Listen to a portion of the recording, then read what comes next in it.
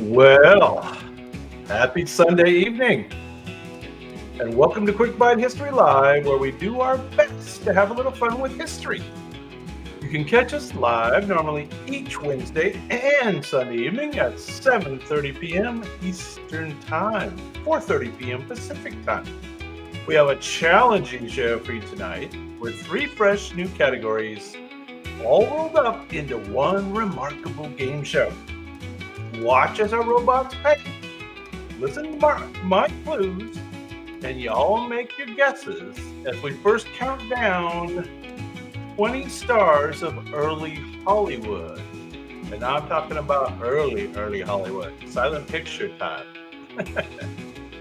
Then test your UK history knowledge with the top 20 British monarchs.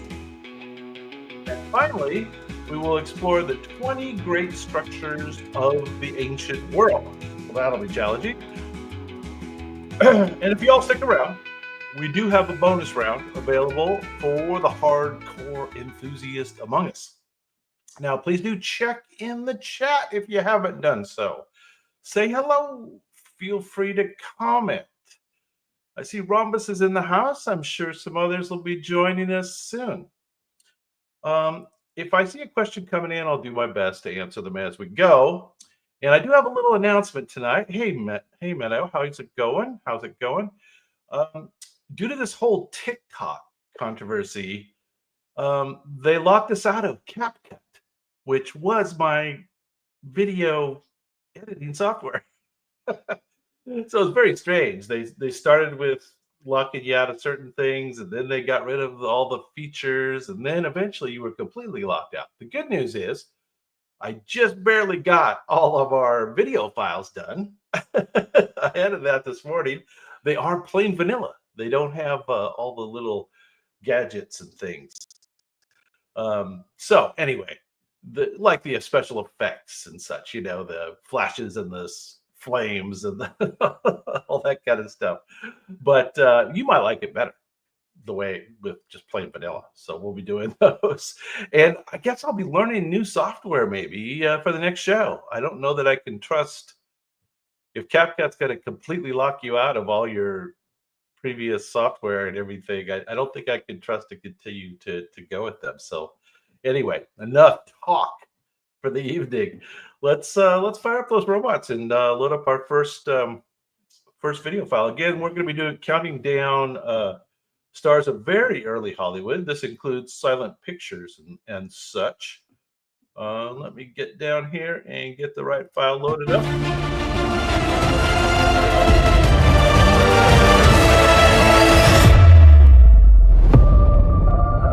I think this is probably the right one. You know the rules. Robots paint, you guess. I give some clues along the way. I don't know if they start hard or start easy. We'll see. This first actor was one of the first Asian matinee idols in Hollywood. He was known for his striking good looks and reserved demeanor. His role in a movie called The Cheat in 1915 made him an international sensation. Now, if anybody knows this, I'm going to be surprised. He was a pioneer who broke racial barriers in American cinema. His success paved the way for future Asian actors in Hollywood. So this was all the way back in silent pictures. And he was an Asian American, and he was very popular, I guess, because of his striking good looks. Anybody know who this might have been? Anybody have the name sounds a little familiar to me, especially his first name. Anybody know? I don't have my little usual cues, so we're going to be guessing a little bit with how much time we have left. Usually I get the flash on the screen, but due to this whole TikTok thing, I don't have it. This is Seisu Hayakawa. He was born in 1889 and passed in 1973. He was also a skilled painter and calligrapher. How about that? Well, you learned something. First couple are kind of hard. Some of these names will become familiar. I think as we go down the list, the names get more and more familiar. This actress began her career in her native Poland. She became a star in Germany under the direction of Ernst Lubitsch. She brought her exotic allure to Hollywood in the silent era. She was famous for roles including Madame du Barry and Belladonna. Sounds familiar for some reason. Her flamboyant off-screen life included rumored romances with Charlie Chaplin and Rudolph Valentino, whose names might come up later. Anybody have any idea who this was? She was Polish, actually. These silent picture stars, they go way back. This gal's name was Pola Negri. Oh, good guess, though, Stuart. Marlene Dietrich is a good guess. She's not in this list, though. This is all pre-Marlene Dietrich. Pola Negri, 1897 to 1987. And as I said, these first couple are kind of hard. It'll slowly get easier as we go. She was the first European actress to sign a Hollywood contract. Not surprising. We're down to number 18. Now, this name might be familiar to you. He has a distinctive look. He is known for his trademark round glasses, and he wore a straw hat. This comedian was often compared to Chaplin and Keaton. Keep those names close at hand. He specialized in daredevil stunts, often involving tall buildings. Hey, Rita. What's up? Glad you're here. Yeah, Stuart. Nice. His film Safety Last features the iconic clock hanging scene. He was one of the highest grossing stars of the 1920s. There you go. Stuart knew it. That's right. This is Harold Lloyd. Born in 1893 and passed in 1971. Despite his risky stunts, he lost a thumb and a finger in an accident unrelated to his films. Oops. Yeah, no kidding. Nice. We're down to number 17 now. Anyway, I don't know if you heard the whole explanation, Stuart, but we got kind of the plain vanilla on the video files this week. We don't have any special effects. You might like it better. Next up, you probably heard of this gal. She often was called the First Lady of American cinema.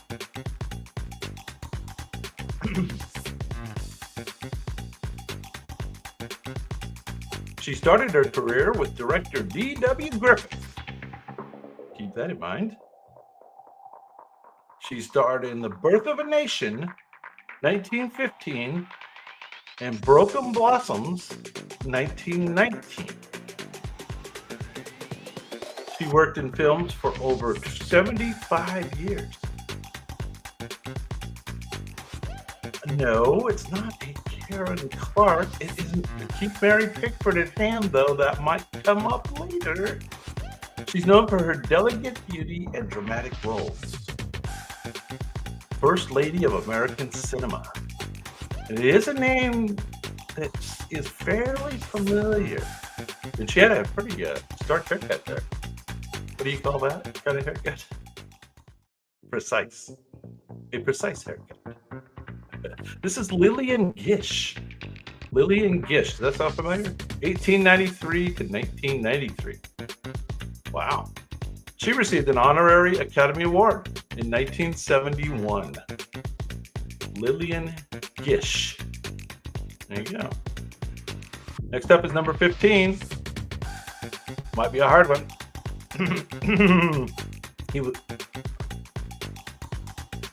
She was born in Mexico.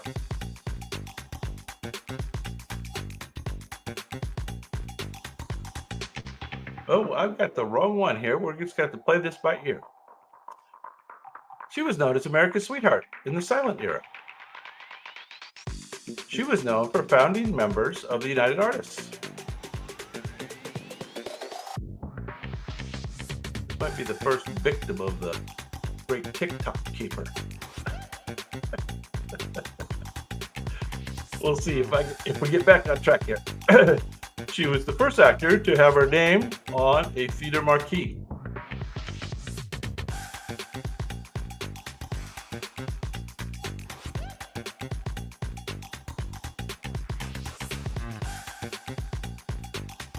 She won an Oscar for her performance in Coquette.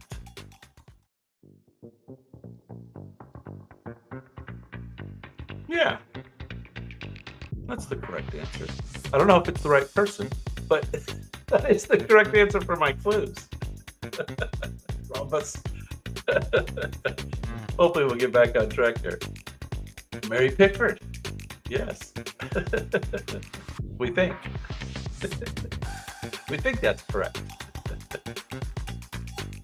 All right, let's see if we go back. I think we go back to the previous clue.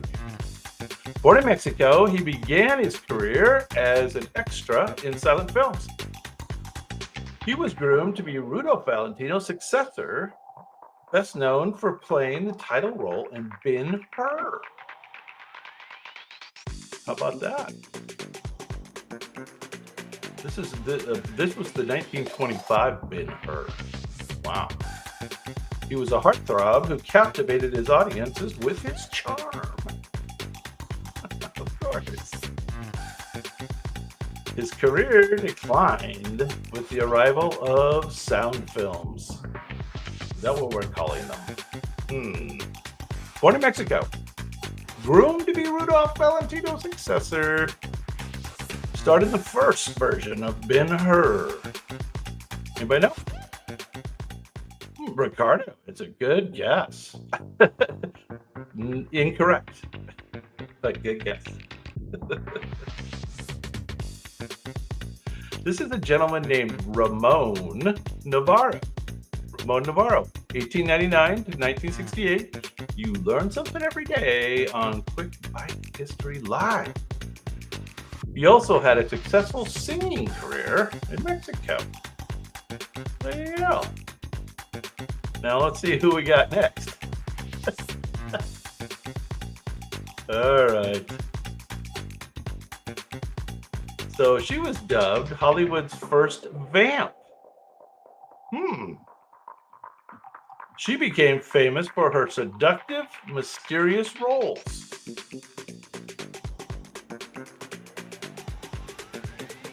Her costumes often pushed the boundaries of modesty for the time. Films like Fool There Was, 1915, solidified her stardom. Never heard of it. Her persona was carefully crafted by studio publicity. Oh, I don't know if these clues are very good. She was dubbed Hollywood's first vamp, and she was in something called A Fool There Was. That was in 1915. Marbling Monroe, was there such a thing? And Kaiser, I don't know what you're saying, Kaiser, but could be correct. Might be. This is a gal named Theda Bara. Theda Bara. Look that up. 1885 to 1955. All right. We're back on track, I think. Let's see what we got for number 12.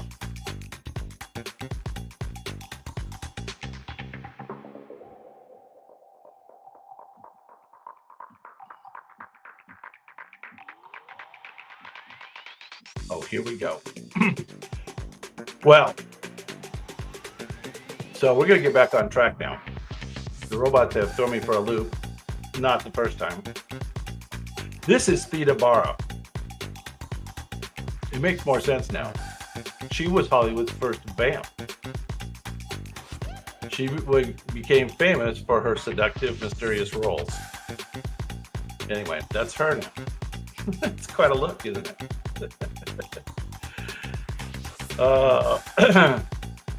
Figured out what we did wrong on our clues, and we're back on track. I'll tell you, this whole TikTok CapCut thing threw me off today. Definitely threw me for a loop. I didn't know if I was going to get these files done. I didn't know what we're going to do. Now I'm trying to learn new software. I'll tell you, I've got a lot of excuses today. But this is Theta Barrow. Okay? There you go. That's her. Trust me. You have to trust me on this. Her persona was carefully crafted by Studio Publicity. All right, now we're down to number 12. Oof. Let's see if this looks like the guy it's supposed to be. I think so. This gentleman is known as the man of 1,000 faces.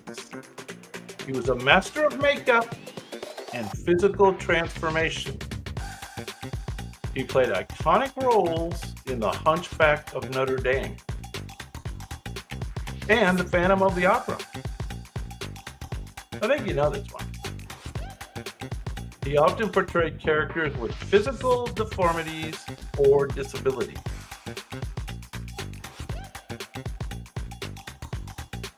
I think you know this one. His performances inspired generations of horror actors. Yeah, you got it, Maddow. He was the father of Lon Chaney Jr., who played the Wolfman. So who is this? If he's the father of Lon Chaney Jr., yes. Rhombus got it. Maddow got it first. All right, we're back on track. Glad, happy to be back on track. Whew. Lon Chaney. Lon Chaney was born in 1883 and passed in 1930. There he is, Mr. Lon Chaney, as opposed to Lon Chaney Jr., who's his son, who played the Wolfman.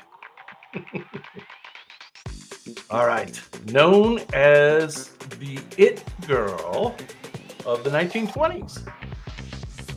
She epitomized the flapper lifestyle both on and off screen. She starred in a movie called Wings in 1927, the first film to win an Oscar. Her Brooklyn accent made her transition to talkies difficult.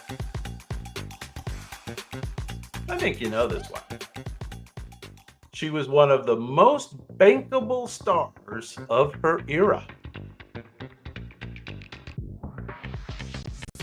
Who knows? Anybody know this one? Give it a try. Give it a try. Nobody knows?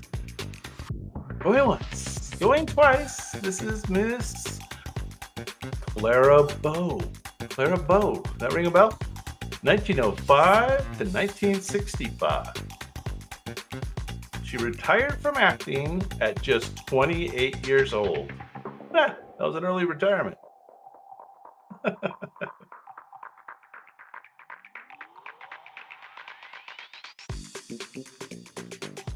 All right, next up. Number 10. Now this one gets harder again. Good luck. He was known for his boy next door charm and dashing good looks.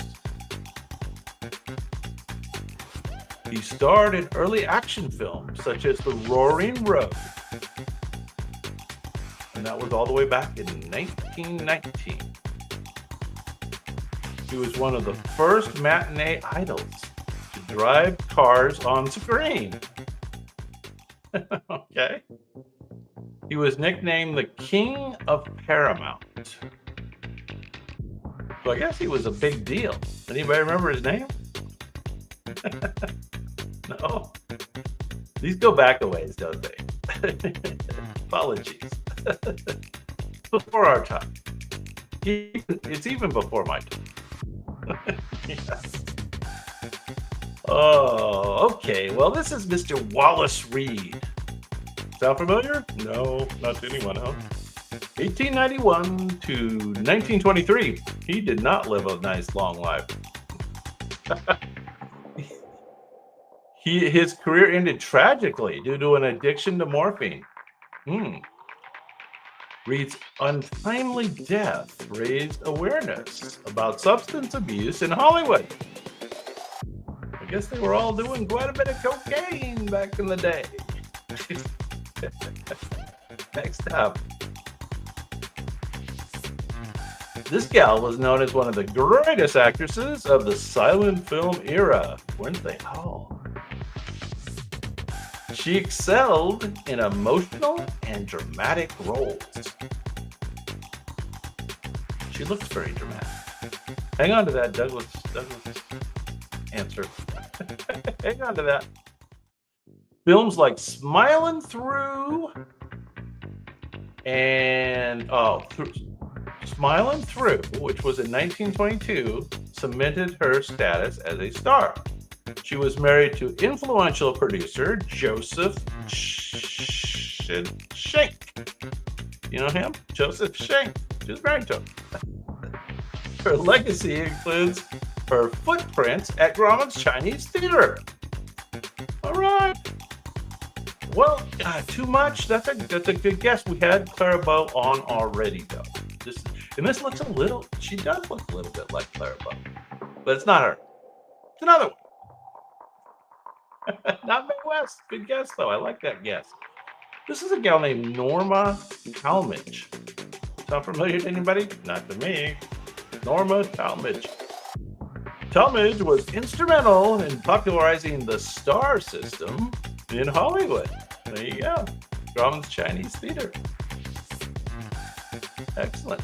Now, I think you know this guy. You should get this one. He was a pioneer of slapstick comedy during the silent era. He mentored Buster Keaton and other comedy legends. He starred in films like The Butcher Boy in 1917, just the other day. His career was derailed by a scandal in 1921. This was the scandal guy. Anybody know? Good guess. Incorrect, Meadow. His career was derailed by scandal. I said that. Despite controversy, he remains a key figure in early comedy, and his name is well known. Any other guesses? Keep that one too. That's incorrect, Meadow, but keep that dancer around. This guy is also well known. His name was Roscoe Fatty Arbuckle. Fatty Arbuckle. That sound familiar at all to anybody? Fatty Arbuckle. This is him. 1887 to 1933. Arbuckle was posthumously honored with a star on Hollywood Walk of Fame after his death, of course. Next up, I think you know this name. I've seen it up there before. He was known as the King of Hollywood during its golden age. He starred in swashbuckling adventures like The Thief of Baghdad in 1924. He co-founded United Artists with Mary Pickford, Charlie Chaplin, and D.W. Griffith. Oh no, hang on to that. Oh, there you go. Rhombus knows. His athleticism and charisma made him a top box office draw. And he was married to Mary Pickford. He was Hollywood royalty. Errol Flynn's a good guess, but incorrect. Rhombus had it. It is Douglas Fairbanks. That's him. 1883 to 1939. He was the first host of the Academy Award show. That was in 1929. Douglas Fairbanks. Yeah. There he is. Looks just like him, right? Good job, robots. All right, next up. We're down to number 6. All these names should be familiar. She was a Swedish-born actress with an enigmatic on-screen presence. Enigmatic. She transitioned from silent films to talkies with ease. One of the few that did that. She must not have had a Brooklyn accent. She was known for roles in Flesh and the Devil and The Grand Hotel. Yeah, Rhombus, you're dominating. Dominating the game. That's because Nona's not here. Her famous line, "I want to be alone. I want to be alone," became iconic.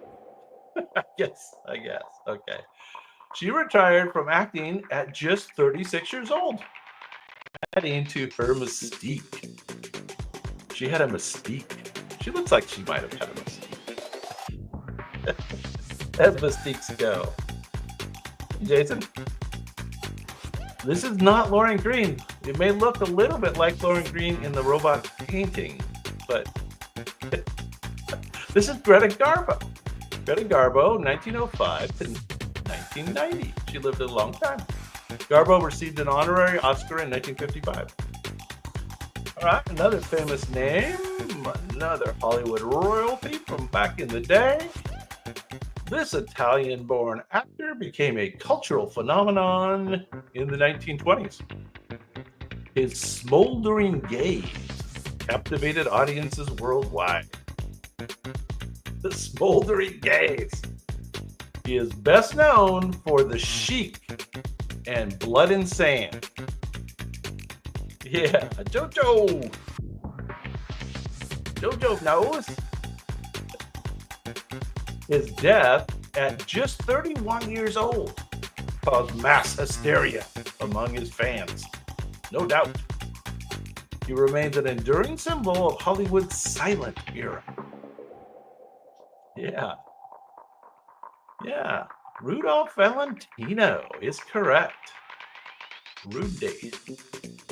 Rudolph Valentino was born in 1895 and passed in 1926, unfortunately, at only 31 years old. His funeral drew over 100,000 mourners in New York City. There you go. Now, I said every name was famous from here on, but I lied. So we're down to number 4, and I don't think I've ever heard of this actress. But maybe you have. Here we go. This gal was one of the first women to direct films in Hollywood. She was a comedic star and collaborated with Charlie Chaplin. She starred in films like Mabel's Busy Day. And that's a good clue. Mabel's Busy Day. Her career was overshadowed by scandals in the late 1920s. They all had their scandals. She paved the way for future female filmmakers and comedians. That's kind of interesting. She was a producer and a comedian back in the day. Fanny Bruce. I never heard of Fanny Bruce. Maybe. Hey, Jan, what's up? But that's incorrect, according to the robots. According to the robots, this gal's name is Mabel Normand. Mabel Normand, born in 1892 and passed in 1930. The Academy's early Short Film Awards honored her pioneering contributions. There she is, a early producer and comedian. There you go, Mabel. Mabel's Busy Day. Well, you might know this guy. He is the creator of the beloved Tramp character. His physical comedy remains influential to this day. He directed and starred in City Lights and Modern Times. I think we know who this is. He faced controversy for his political views in the 1940s. Correct! Stuart, Rhombus, Jojo, Mado. Yes, those are all correct. Yeah. And the last one was obscure, Jan. You are correct. I would have taken that for an answer. He faced controversy, and he was arguably the most iconic figure in early Hollywood. He was knighted by Queen Elizabeth in 1975. Yeah, knighted. There it is. Charlie Chaplin, of course. I think he was married to most of the women in Hollywood. He was born in 1889 and passed in 1977. Wow. Was it even with? It seems like he was even with Marilyn Monroe in his later years. I think he got around. Charlie Chaplin. There you go. All right. Number 2. I've heard this answer so far. He was known as the Great Stone Face for his deadpan expression. His physical comedy and stunts were groundbreaking. He directed and starred in something called The General in 1926. Mado, you are indeed correct. His work gained greater appreciation long after his death. A key influence on modern action and comedy filmmakers. There he is. Kind of a close-up. Yeah, Rhombus has it too. Stuart has it too. You guys have it. It is kind of a close-up. I think he's got his straw hat on there, but you can hardly see it. Yes, this is Mr. Buster Keaton. Buster Keaton. Born in 1895 and passed in 1966. Keaton's daring stunts were done without special effects or doubles. So who was the other stunt guy? There was Buster Keaton, and then we had a previous one. There was a stunt guy too. Can't remember. I already forgot.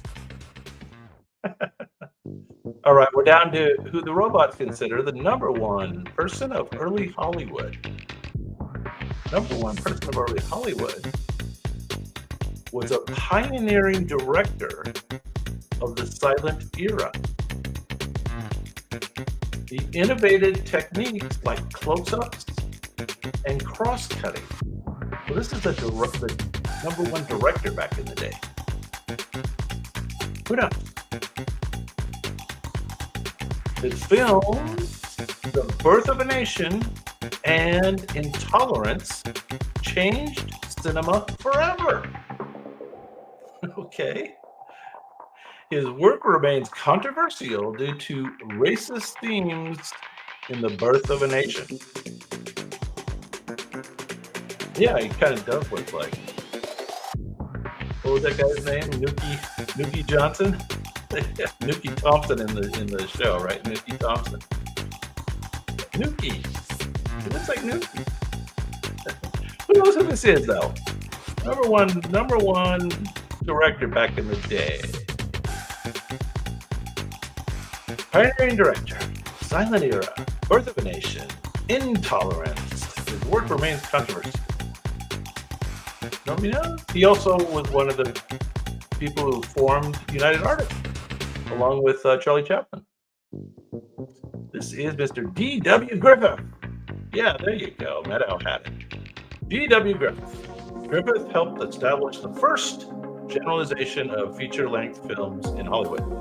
All right, well, we got through that.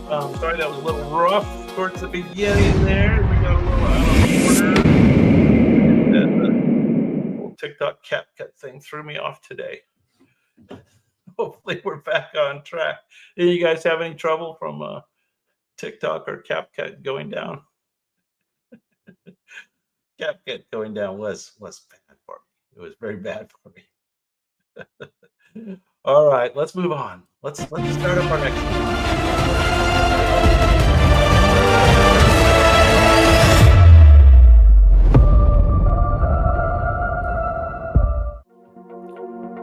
We're going to be counting down the top 20 British monarchs.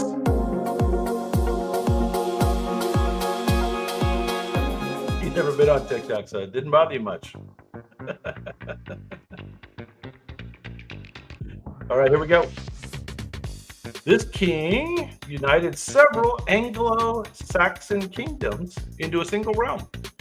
He secured a historic victory at the Battle of Brunanburh in 937. He's known as the first king of the English. First king of the English. No, it's not Arthur. And this is not King Alfred. You're in the right era, and it kind of looks like King Alfred, but it's not. This is number 20. Hold on to King Alfred. He comes later. His reign marked the foundation of what would become England. So this is even kind of pre-England. He issued some of the most comprehensive laws of the time. Anybody know? This guy's name was Ethelstan. Ethelstan. Does that sound familiar to anybody? Ethelstan? 894 to 939. Ethelstan was a great patron of the church and education. Okay. Ethelstan isn't the same as King Alfred, is it? Maybe it is. Well, we have King Alfred later. So, next up, he was a key figure in the War of the Roses. His victory at Towton in 1461 solidified his claim to the throne.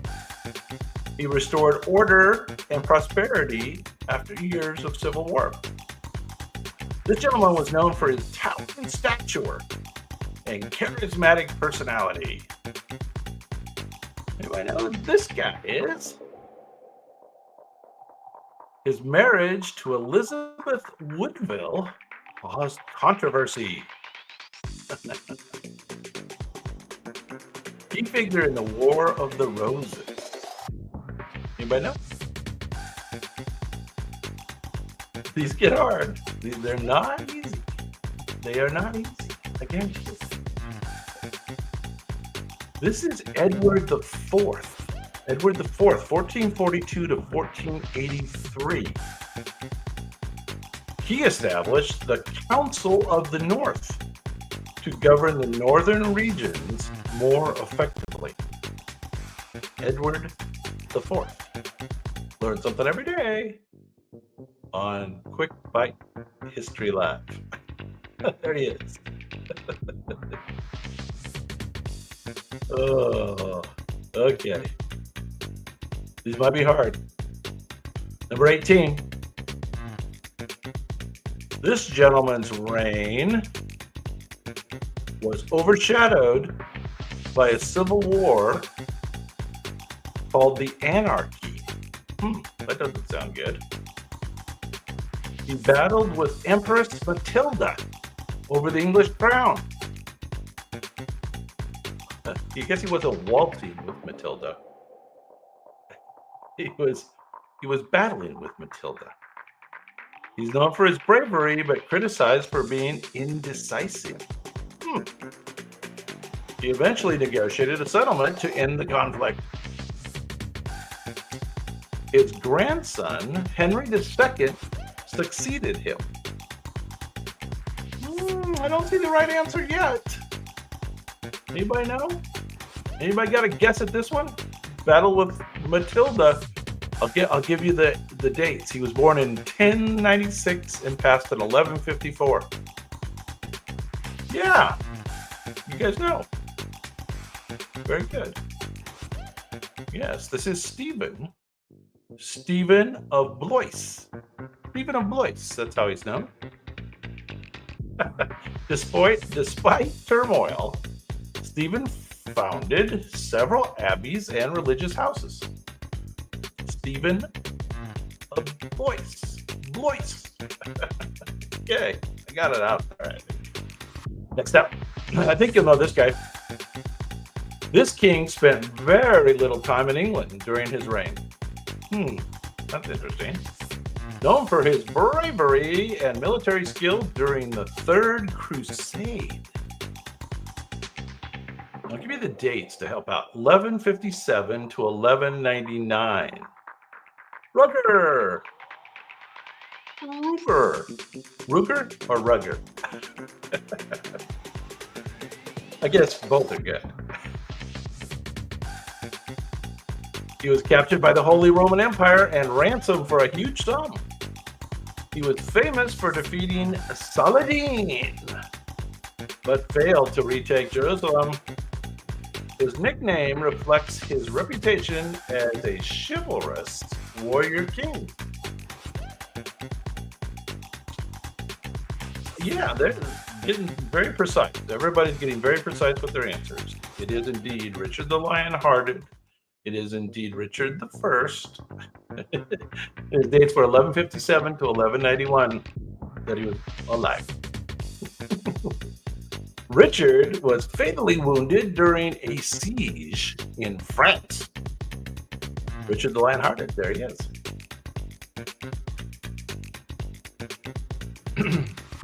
Next up, number 16. This guy was the first monarch to rule both England and Scotland. That's a good clue. Date 1566 to 1625. He was commissioned one of the most influential English Bible translations. Oh, he commissioned that. He was known for his fascination with witchcraft. And he authored a book on the topic. Oh, he's a witch. His reign saw the first permanent English colony in America. Yeah, there you go, madame. He believed in the divine right of kings, causing friction with Parliament. That would cause some friction.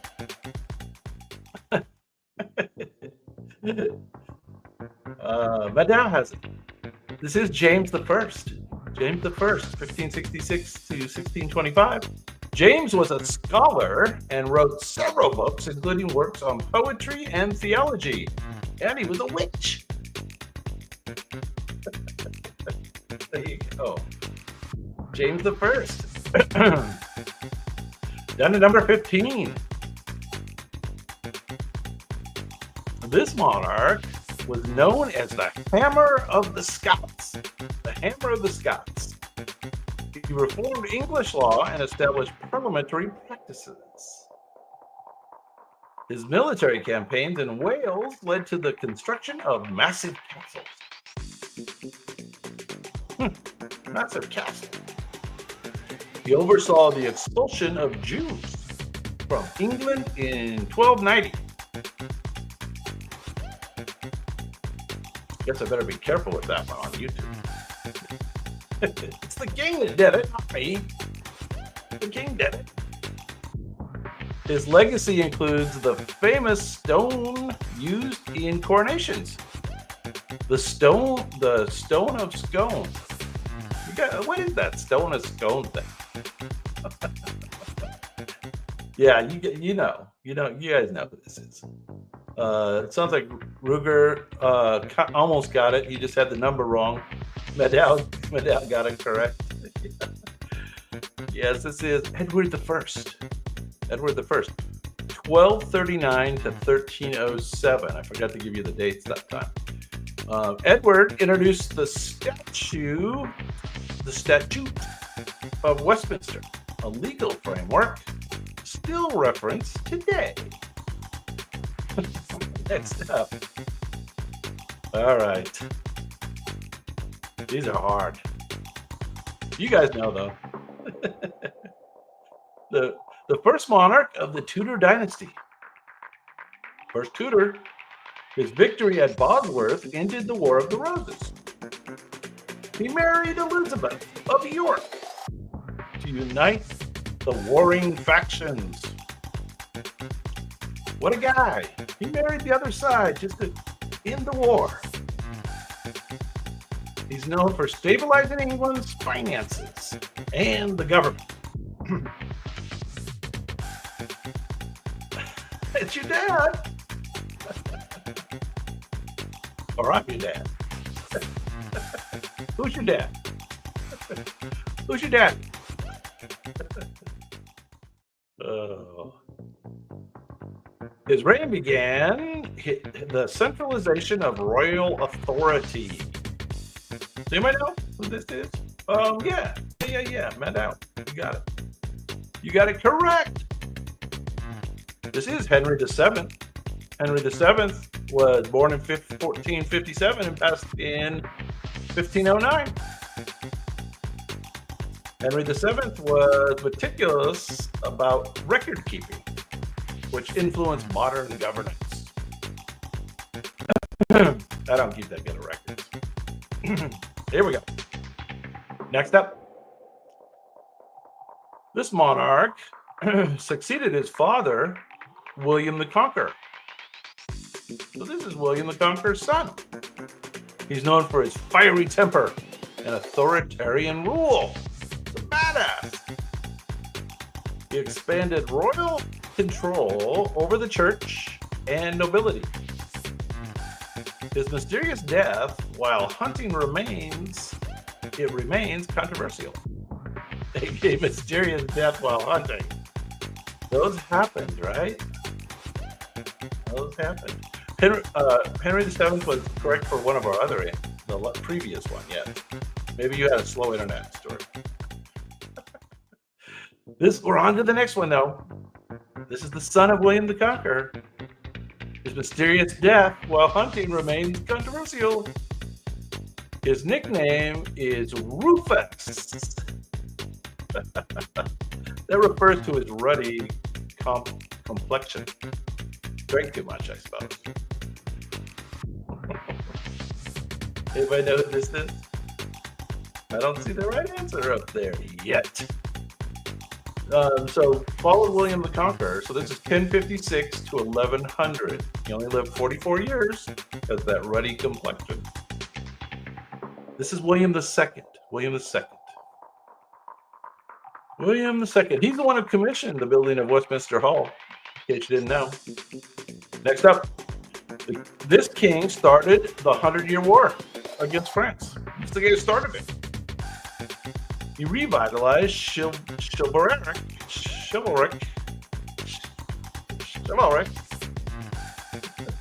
culture. Oversaw the founding of the Order of the Garter. The Order of the Garter. His reign saw the rise of Black Death, which decimated the population. This guy was born in 1312 and passed in 1377. Yeah. But now, Stuart, Rugger.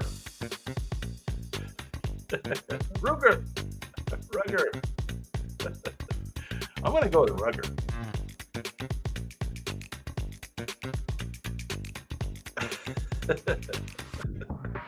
He's known for his victories at battles like Shresi, and how do you say that one? And Poitiers. Okay. Yes, and you're correct. It's Edward III, 1312 to 1377. Edward III had a staggering 12 children, many of whom played key roles in medieval Europe. I guess that's 12 children that were alive. So who knows how many he actually had, right? All right, you know who this is, I think. The last Stuart monarch of England. The last. She presided over the Act of Union in 1707, which created Great Britain. There you go. She supported military victories during the War of the Spanish Succession.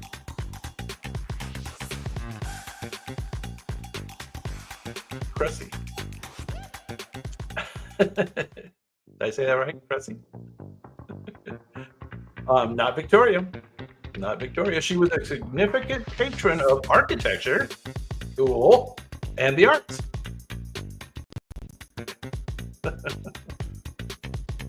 I like her already. Yes, I know. Oh, Madame has it. Madame has most of these. This is Queen Anne, of course. Queen Anne, 1665 to 1715.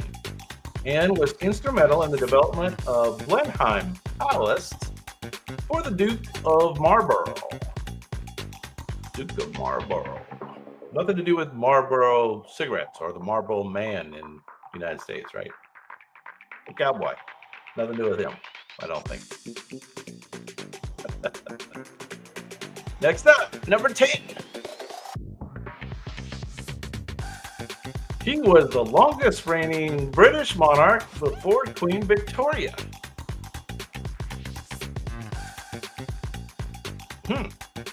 His reign included the loss of the American colonies. Bummer, dude. He suffered from periods of mental illness later in life. Crazy. Crazy who? Crazy. It does look like Martha Washington. You are right about that. His dedication to farming earned him the nickname Farmer, or Crazy, or he oversaw the culture and scientific achievements of the blank era. Yes, Stuart. Yes, that is correct. That is correct. This is George III, or Crazy George, or Farmer George. George III amassed a vast collection of books and became the foundation. And that became the foundation of the British Library. George's books started the library. There you go. It kind of looks like George Washington there, right? Or Martha Washington, whichever. Whichever you want. All right, we're down to number 9. This gentleman is known as the Merry Monarch for his love of arts and culture. He restored the monarchy after the English Civil War and Oliver Cromwell's rule. This is after Oliver Cromwell. He supported the rebuilding of London after the Great Fire of 1666. Little known fact, that was my actual very first YouTube video. And I didn't know what I was doing. The Great Fire of 1666. Little known fact. He signed the secret treaty of Dover with France. His reign marked the flourishing of restoration, literature, and theater. Stuart has it. Stuart has it. That is correct. This is Charles II, born in 1630, passed in 1685. And Charles II founded the Royal Observatory in Greenwich. Greenwich, as opposed to Greenwich. That's in New York. This is Greenwich, apparently in England. Next up, number 8. The first Queen Regnant of England. What's a regnant? I don't know what that is. She attempted to restore Catholicism to England. And she actually married Philip II of Spain in a political alliance. That was being a giver. She married a Spaniard. Philip II. She earned the nickname Bloody Mary for her persecution of Protestants.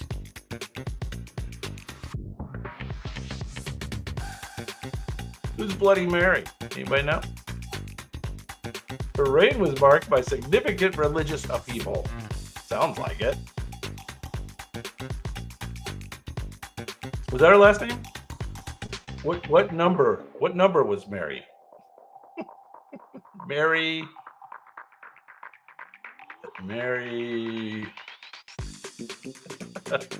the First, 1516 to 1558. Mary commissioned the reintroduction of coinage featuring her likeness. That's what kings and queens do, I guess. There you go. Marijuana. Could be. She was the first. This was the Duke of Normandy. Before becoming the King of England, he led the Norman conquest and won the Battle of Hastings in 1066. This is the guy. He commissioned the Doomsday Book to assess England's wealth. Oh, I'm sorry. The Domesday Book, not the Doomsday Book. I like that better, though. Don't you? Doomsday sounds better. He recognized English society and governance under Norman rule. Correct. He was, of course, William the First. He built iconic castles, including the Tower of London. This is the Tower of London guy, too. Did all kinds of stuff. William the First was William the Conqueror. Won the Battle of Hastings. There you go. William's victory at Hastings is depicted in a famous tapestry. Okay, I believe him. I believe you. 1028 to 1087. There you go. Yes. Next up, number 6. This was the founder of the Angevin Empire. Angevin Empire. Got that? Controlling vast territories in France. He strengthened royal justice through reforms like a size of Clarendon. Clarendon. Don't know what that is. His reign was marred by conflict with Thomas Becket, Archbishop of Canterbury. That old Archbishop of Canterbury, Thomas Becket. Known for his volatile relationships with his wife Eleanor and their children. They didn't get along with the family.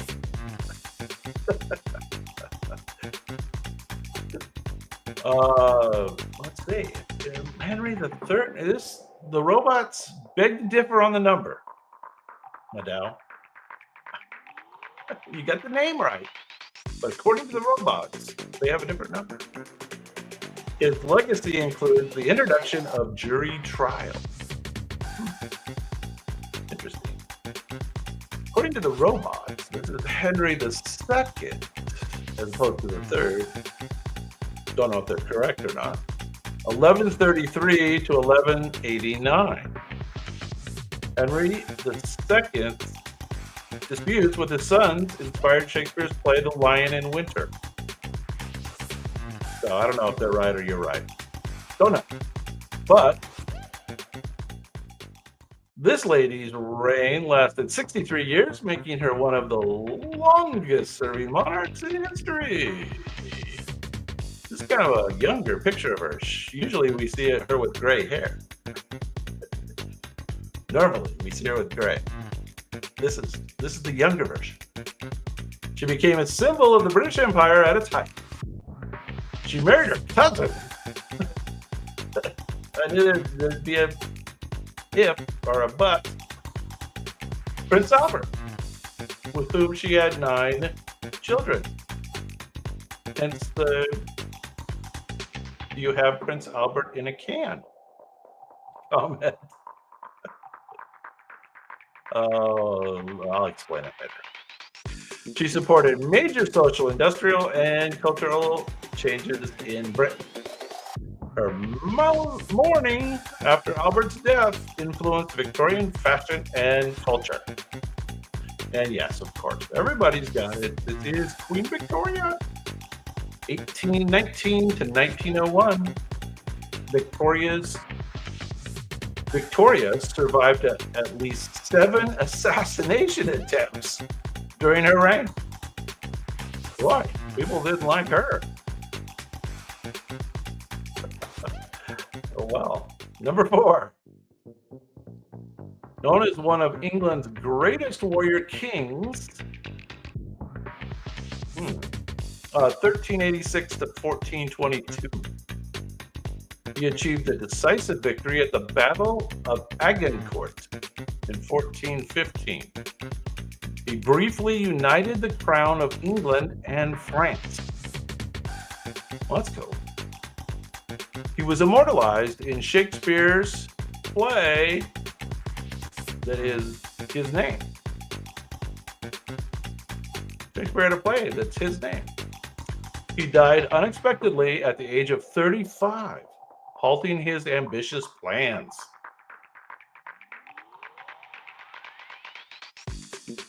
No.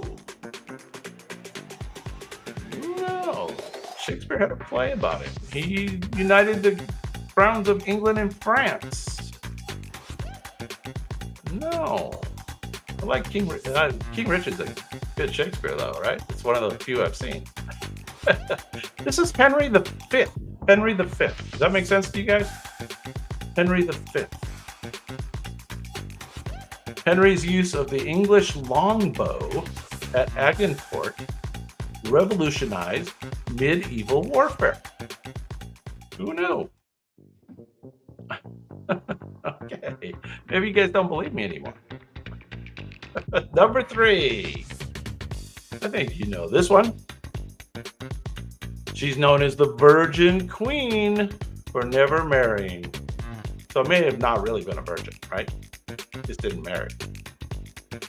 She presided over the English Renaissance and the flourishing of Shakespeare's works. She defeated the Spanish Armada in 1588, solidifying England's naval dominance.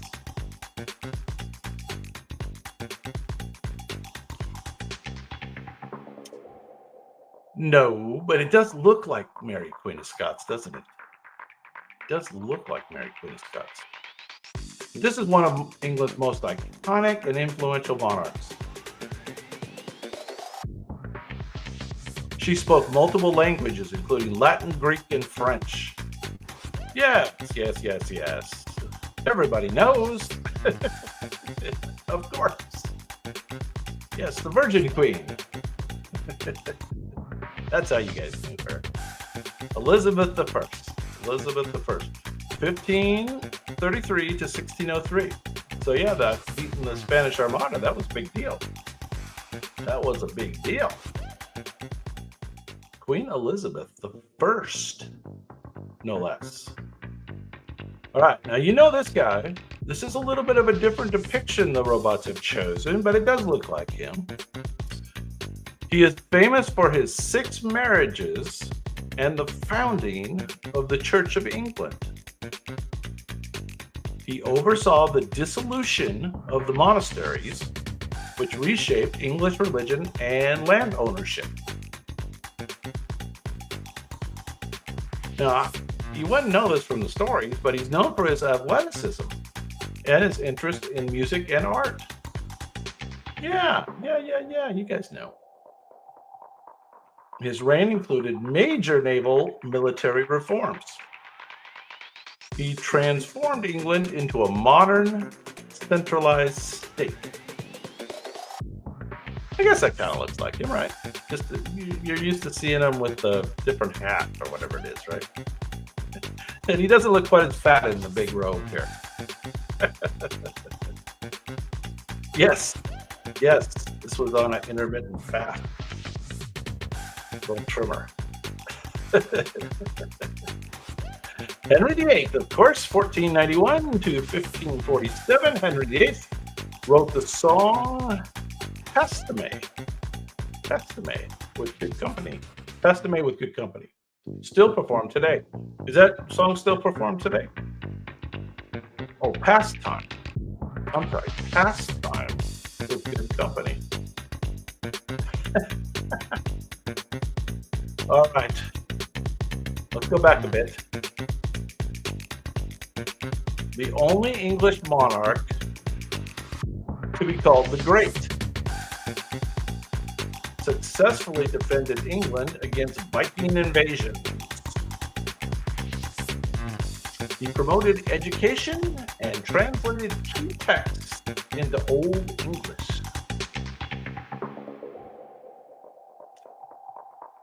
Yes, of course, it is correct. He established a system of fortified towns known as burhs. Burhs. He laid the foundation for the eventual unification of England.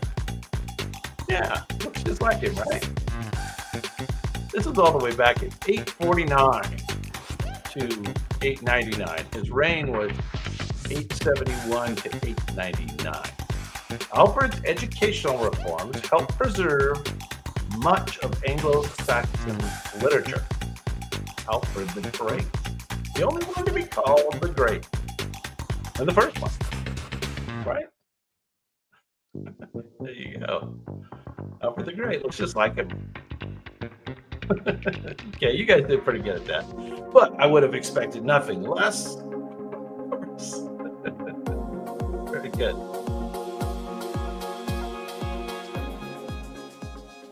The next up's going to be a little harder. There's my new outro. All right, next up we got the 20 great structures of the ancient world.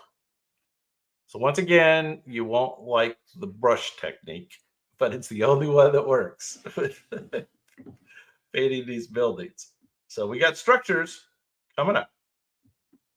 Let's load it up.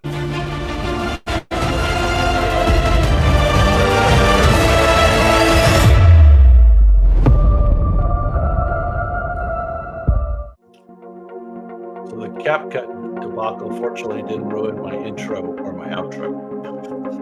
Only all the other effects. We got a plain vanilla tonight, but like I said, you guys probably like it better anyway, right? Okay, first up. This small circular temple was located in the Roman Forum. It was dedicated to the goddess of hearth and home. It housed the sacred flame of Rome. It was maintained by an all-female priesthood called the Vestal Virgins. So this was the Vestal Virgin place. That rings a bell. The flame was believed to protect the city and was never allowed to extinguish. Its design inspired neoclassical architecture centuries later. This was kind of a classic building back in the day. 20 greatest structures of the ancient world. There you go. Good job, Stuart. Despite the painting style, you were able to get that one first. This is the Temple of Vesta in Rome. This was 7th century BCE. So way back in the day, the role of the Vestal Virgins included a 30-year vow of chastity. Oh, so they only had to be virgins for 30 years. There you go. Next up. Now this one's going to be a little bit hard because like the ones in the Americas, some of these are a little nondescript. These megalithic temples are older than Egyptian pyramids. Here's your first clue. The name means giant's towers in Maltese. They were likely used for fertility rituals. Cool. The site includes altars, oracles, and carvings related to nature's worship. It is one of the best preserved prehistoric temple complexes in the world. It's in Malta. It's not Machu Picchu. And you know what? You can try to do Machu Picchu all night tonight. It's not going to get you nowhere. This is the ancient world. This is way before Machu Picchu. This is 3600 to 2500 BCE. This is pre-pyramid. This is Gigantia temples. Gigantia temples in Malta. So you learn something every day in Quick Bite History Live. There you go. Most of them are a little easier than that. Maybe. Next up. This ancient theater is famous for its near-perfect acoustics. Wow. It could seat up to 14,000 spectators in a semicircular rows. It was built as part of a sanctuary dedicated to the healing god Asclepius.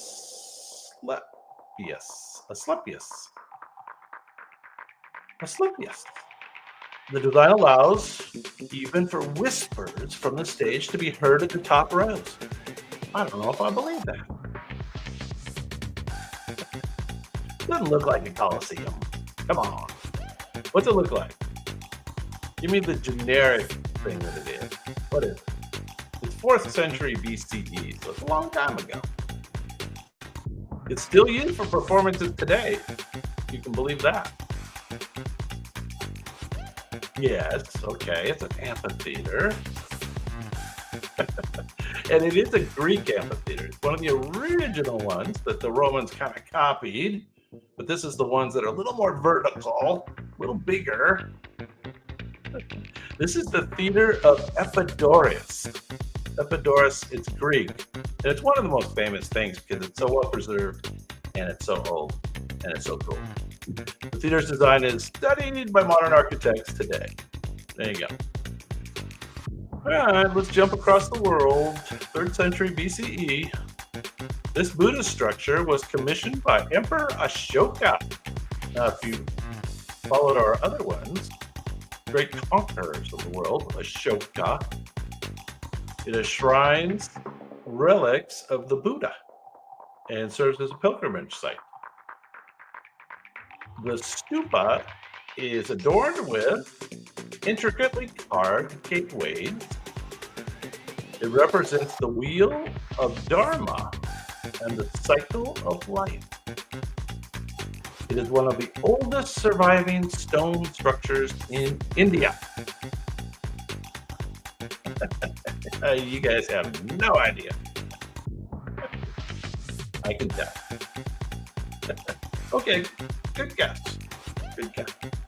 This is the Senchi, or Sanchi, Sanchi. How would you pronounce that in Indian? Sanchi Stupa, India, 3rd century BCE. The gateways depict scenes from the Jataka tales, stories of Buddha's past lives. There you go, you learned something. Sanchi Stupa. Next up. Now, I think you might get this one. Let's see. 2670 BCE. This was the first pyramid ever built in Egypt. It was designed by architect Imhotep. This is Imhotep's work. It began as a simple mastaba. Not Giza. Not Giza, that's the trick. It was constructed in 6 layers to resemble a staircase to the heavens. Of course. It's located in Saqqara. Q's. It served as the burial place for Pharaoh. Yeah, Madame. I knew you guys didn't know this one. Pharaoh Djoser. It marked the beginning of the Grand Pyramid building tradition in Egypt. This is the first one. Step Pyramid of Djoser in Egypt, 2670 BCE. Imhotep is often considered the world's first known architect. There you go, Imhotep. Djoser, remember? I'm gonna come back to this in the future. That's right, Great Pyramid of Djoser. All right, next up, number 15. You might get this one. This is recognizable. This monumental gate was part of the walls of ancient Babylon. It was decorated with bright blue glazed bricks and reliefs of lions, dragons, and bulls. It was dedicated to the Babylonian goddess Ishtar. It was one of the 7 wonders of the ancient world. Anybody know this one? You guys should know this one. I think you know this one. Babylon. 7 wonders of the ancient world. Fragments of it are now displayed in Berlin's Pergamon Museum. Yeah, Madao. You know your ancient structures. The gate's lions symbolize power and protection in Mesopotamian culture. The Ishtar Gates. It's in Babylon. 575 BCE, way back in the day. Blue tile. Ishtar. There you go. That's it. Good job. All right. You'll never get this next one. We should just skip it. This is the subterranean burial complex, carved entirely from rock. Its chambers were used for both burial and ritual purposes. The site is known for its incredible acoustics. This is the thing I hear the most about this site. The site is known for incredible acoustics in the Oracle Room. Many of the artifacts, including figurines and pottery, were discovered here. It is a UNESCO World Heritage Site, if that can shame you guys anymore.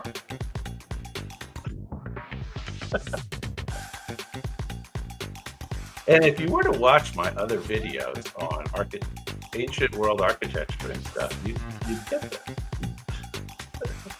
Ruins of the ancient world. You know.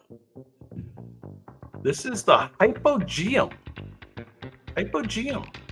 of Paul Sofolini, Malta again. This is Malta again. So remember that one Malta one before, Temple of Malta?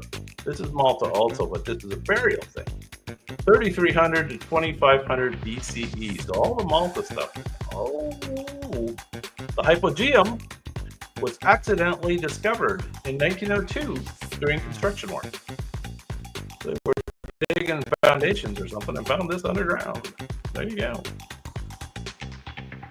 All right, you might know this one. We'll see. This temple was the spiritual center of the ancient Greek world. Spiritual center.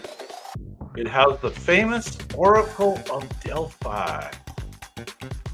I have a video on that too, if you haven't seen that. People from all over Greece visited to seek guidance from Pythia. The temple inscription reads, "Know thyself." Acropolis? Good guess. This is not the Acropolis. This is cool though. This is a round one. This is all that's left, unfortunately. It's at Delphi. You've heard of that? Oh, Madao! Nice! The ruins sit on Mount Parnassus. Mount Parnassus. Know thyself. Temple of Apollo. Of Apollo at Delphi. You have it. Very good. That's it. Of course. The Pythia delivered prophecies while in a trance, possibly induced by vapors rising from the ground. And I do have a great short video on that. If you want to look that up, look up the Oracle of Delphi on my short videos. Check that out. All right, moving on. This is a Roman engineering marvel designed to transport water to the city. And it stretches over 14 kilometers in length. This is a particular one we're talking about now in a particular place.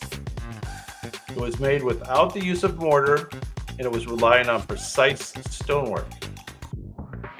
That's the general correct answer, Rhombus. But which one is this, and what location? It's a little harder, isn't it? Because all it shows is the aqueduct itself.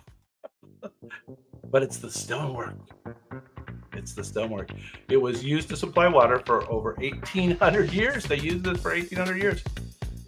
Its most famous section features towering arches over 28 meters high. Wow. The aqueduct was built using granite blocks and remains in remarkable good condition today. Well, okay. So this was in Spain. Aqueduct in Spain. Yeah, you got it, Ron. That's very good. Yeah. Aqueduct of Segovia. That's correct. 1st century CE. There you go. One of the early works of the Roman Empire. There you go. Nice. Number 11. Now this building, unfortunately, isn't still here, but it was built as a tomb. Its name inspired the word mausoleum. It was adorned with intricate sculptures by renowned artists of the time. It stood approximately 45 meters tall. It was considered one of the 7 wonders of the ancient world. Here we go, another wonder of the world. This is the mausoleum at, anybody know? Mausoleum at 350 BC, 350 BCE. It was the royal mausoleum at, and it kind of rolls off the tongue, Halicarnassus. Halicarnassus, the royal mausoleum at Halicarnassus, of course. You guys all knew that one. Yeah, it was a Persian thing. Correct. Fragments of the mausoleum are preserved in the British Museum. Go check that out. There you go. The Royal Mausoleum at Halicarnassus. Next up, another one of these aqueducts in a different place. This Roman aqueduct bridge spans the Gardon River. Gardon River. Gosh darn river. that would be in the southern United States. The gosh darn river. This is the Gardon River. Built to transport water to the Roman colony of Nemesis, modern Nimes. Its construction used no mortar, relying on precise engineering.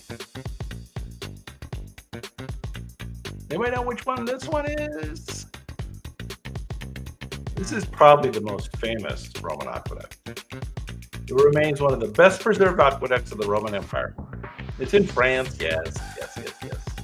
And it's called the Pom-Pom-Pom.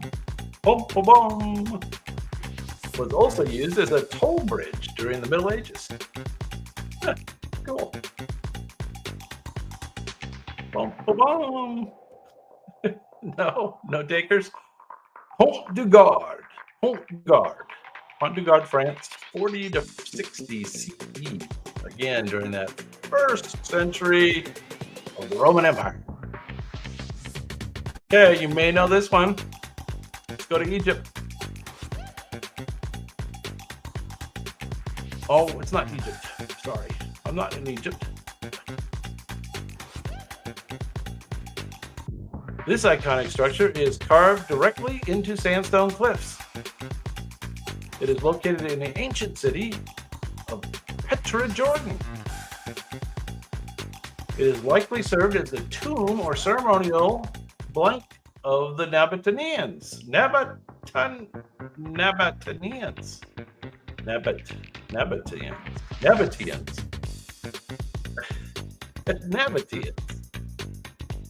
Well, Petra is correct. Do we know what this building's called? Anybody know? Its detailed facade reflects Greek and Roman influences. It was made famous by its appearance in the Indiana Jones and the Last Crusade movie. Anybody remember the name of the building? I've only had it in like 20 videos. Then don't pay attention. Yes, madame, you have it. The Treasury. I don't know why they called it that, though, because it no doubt wasn't the bank. Local legends suggest hidden treasure is buried inside. So none has been found. Oh well.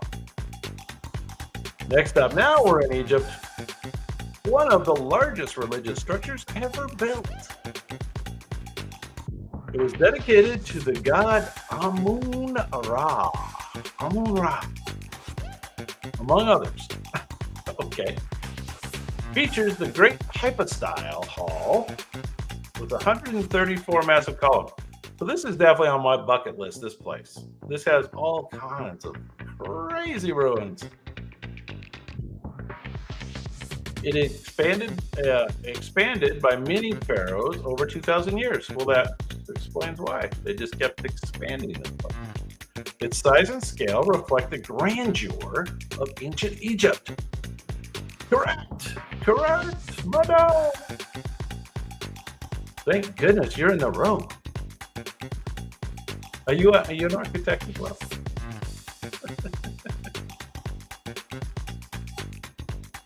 Oh my goodness. The temple's sacred lake was used for purification rituals. And you are, from the Mummy movie, of course.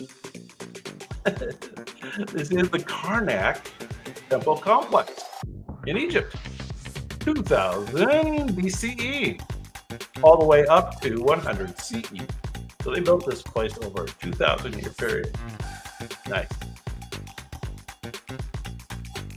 All right, this one's a little harder, perhaps. These rock-cut caves feature stunning murals and carvings. They depict scenes from the Buddhist texts in Indian culture. It was rediscovered in 1819 by a British officer during a hunting expedition. Hopefully nobody mysteriously died on that hunting expedition. The caves served as monasteries and meditation spaces. Nice. They are considered masterpieces of Buddhist religious art. Amun-Ra, no, incorrect. This is Indian, and it is a cool place where there's all these really cool caves that have been carved out. They started as kind of rough caves, and they made them all into really architectural caves. They're temples. Anybody remember the place? It's the cave temple of Ajanta, A-J-A-N-T-A, Ajanta, India. 2nd century BCE. There you go, way back. The frescoes in Ajanta caves predate similar works in Europe. So they did the frescoes there, but way before. Interesting. Now you may get this place. This is pretty well known. It is one of the best preserved Roman temples in the world. It is dedicated to the Roman god of wine and revelry. It is located in modern-day Lebanon. So there's the key clue. This is the one that's in Lebanon. And it is part of a larger temple complex. There's a bunch of stuff here. The Colosseum is incorrect. It's in Lebanon. It's known for its ornate Corinthian columns and decorative reliefs. It is larger than the Parthenon in Athens. Yeah, Rumbus. Nice. Yeah, I don't know is it called the Temple of Jupiter as well? It may be called the Temple of Jupiter as well. Or it may not. I'm not sure. The Temple of Bacchus. Temple of Bacchus at Baalbek. That's the key, right? Baalbek. Baalbek at Lebanon. It is larger than the Parthenon. The temple's design reflects a fusion of Roman and Eastern architectural styles. Crazy. Down to number 5 with a bullet. This is in Italy. This Doric temple was dedicated to the Queen of the Gods. Who's the Queen of the Gods? In the Roman world. Renowned for its well-preserved columns and simplicity.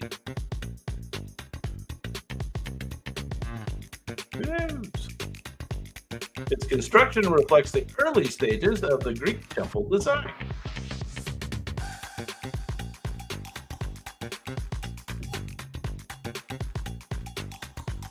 Anybody else? Once part of a larger complex devoted to worship. That's kind of a generic clue. The site was rediscovered in the 18th century during the Grand Tour. I've heard of that Grand Tour thing. I might have to do a video on the Grand Tour. This is at Paestum, Paestum, Italy. Paestum, Italy. And it's the Temple of Hera. The Temple of Hera. That's the Queen of the Gods. Temple of Hera. 550 BCE. Way back. Those are big columns. Those are some serious Doric columns. Let me tell you. Number 4. All right. This is pretty well known. This is a grand temple complex in the Syrian desert. I don't think they've destroyed this one, which would be really sad if that's the case. It blended Greco-Roman and Middle Eastern architectural styles. So this blended everything. It's in Syria. It was dedicated to Bel, B-E-L, a Mesopotamian deity. Mesopotamian deity. Its colonnaded courtyard was one of the largest in the ancient world. Much of it was destroyed in recent conflict. So yeah, sure enough. What the hell? But parts do remain. So this is the Temple of Bel at Palmyra. Palmyra, does that sound familiar? Palmyra, 32 CE. Palmyra was a major trade hub connecting the Roman Empire with the Silk Road. That's where I've heard of it before. Excuse me. Palmyra, key hub connecting the Roman world with the Silk Road, which of course went to China. We all say it that way nowadays. China. China. Number 3. So I'll tell you what, we've seen this before, but it's also known by another name. Once one of the largest Buddhist stupas in India. It played a central role in spreading Buddhist teachings. It's known for its intricate carvings depicting the life of Buddha.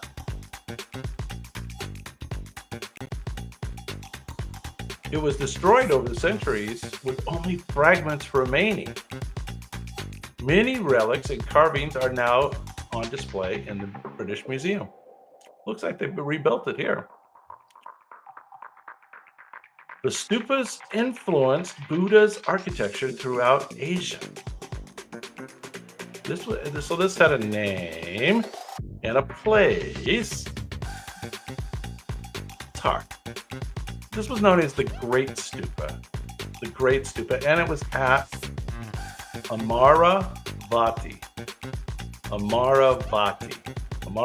India, 3rd century BCE. Of course, the Great Stupa, Amaravati. And yeah, this influenced architecture throughout Asia. There you go. We're down to the top two.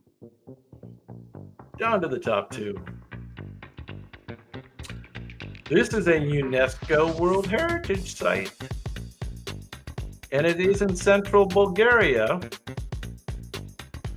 And we are looking at the inside of this place. It's a little clue. It features remarkable frescoes depicting Thracian culture and rituals. These Thracians, these were the guys before the Greeks, right? Thracians. The Thracians came down and created the Greek culture. It was likely built as an aristocratic. It was likely built by an aristocratic couple. How do they know that? Offers insight into art and beliefs of ancient Thrace. That's not familiar, that Thrace thing? That's all pre-Greek. The vibrant colors of its paintings are remarkably well preserved.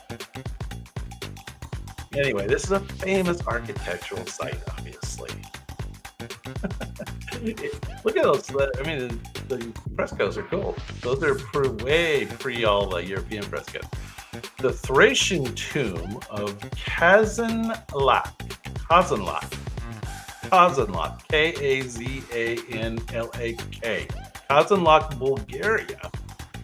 Bulgaria, 4th century BCE. No, just before the Greeks. Almost parallel to the Greeks, right? There you go. Okay, number one with a bullet. Number one, where have we not been yet? This was built by Darius the First as the ceremonial capital of the Achaemenid Empire. Achaemenid Empire. It's always hard for me to say that one. Famous for its grand staircase and stone reliefs. This one was destroyed by Alexander the Great in 330 BCE. He leveled the place. This is what's left. Its ruins reflect the architectural grandeur of ancient Persia. This is Persia. It was the most famous place in Persia. Located in modern-day Iran, it remains as a symbol of Persian heritage. What was the most famous city in ancient Persia? It was Persepolis. And this is the palace of Persepolis in Persia. 518 BCE, way back in the day. Persepolis inscriptions provide invaluable information about the Achaemenid administration. Yeah, we made it through. You guys did pretty good, actually. It's always harder when we're doing the building. We got to keep going. We got to take it down. Anyway, that ends our regular show. I don't know. You guys tired out tonight, or do you want a bonus round? I always have a bonus round available if you want one. If you don't, that's cool. I'll see you on Wednesday. Thumbs up or thumbs down for the bonus round. I need 2 thumbs up to do it. I got that only counts as 1. It's 3, but it only counts as 1. Do I have 1 more thumbs up for the bonus round, or no? It's always up for it. Am I gonna get 1 more? Oh, okay. We're in. Okay. Sorry to make that one hard. I had to get that out of you. I had to get audience participation. It helps the numbers. All right. Let's do the bonus round. The bonus round tonight is top 20 TV and movie presidents. This is U.S. presidents, so might be a little harder. We're not looking for the U.S. president. I think we're looking for, well, maybe we are. We're looking for the character in the TV show or movie or whatever it is. I think that's what we're looking for. Oh, okay. We got all kinds of thumbs up. We got lots of action. It's worth it.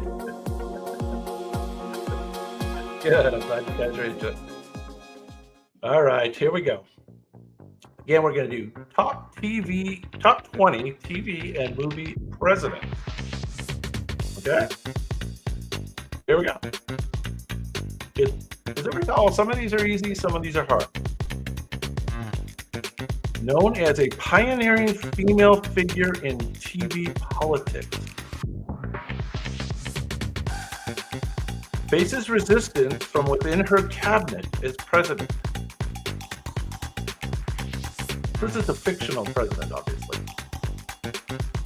She balances family life and high-stakes decisions. She deals with unexpected crises as the commander-in-chief. Of course, it wouldn't be a TV show without that. This one was played by Geena Davis. Geena Davis as a trailblazing female president. So JoJo had the actress, very good. Does anybody remember the name of the character or the show? Or I don't know what it was. Was it a movie or I think it was a series? I'm not sure. Anybody remember? Excuse me, I'm gonna have a sip of water.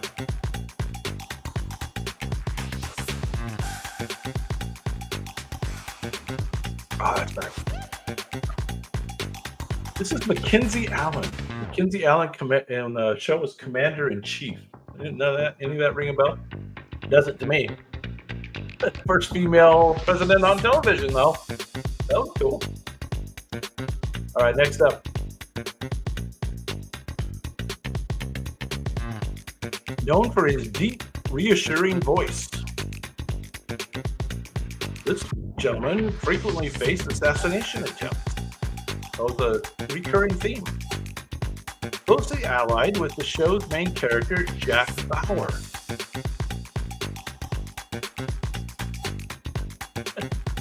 No cocaine tonight.